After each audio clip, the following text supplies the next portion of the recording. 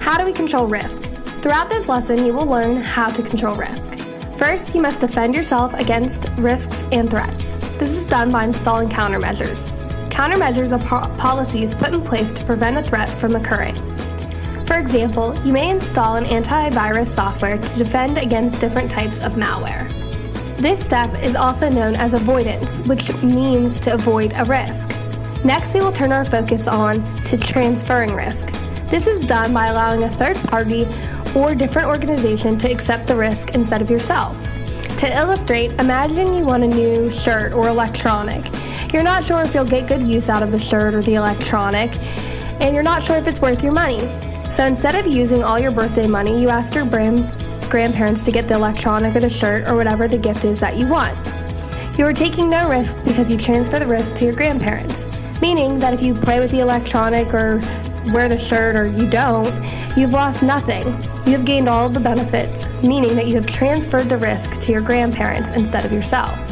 In addition, we also have the mitigation strategy, which is used to lower the impact of a particular risk. Sometimes risks are inevitable, meaning that you just have to pick the lesser of two evils. For example, you forgot to do a homework assignment. You can either take a 0 or turn the assignment in for an automatic 20% reduction.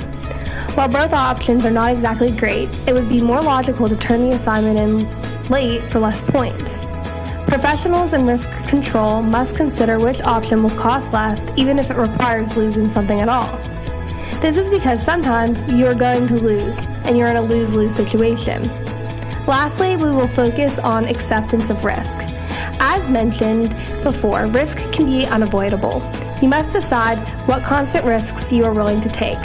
This strategy is done when a person decides to do something that has a larger risk and are willing to handle the consequences. For example, you decided not to do your homework assignment because you had, say, a soccer game. You were willing to accept the lower grade because you felt that the soccer game was more important. You accepted the risk and believed attending the soccer game was the better option. However, you learned that the assignment was extremely important to your overall grade and now regret your decision.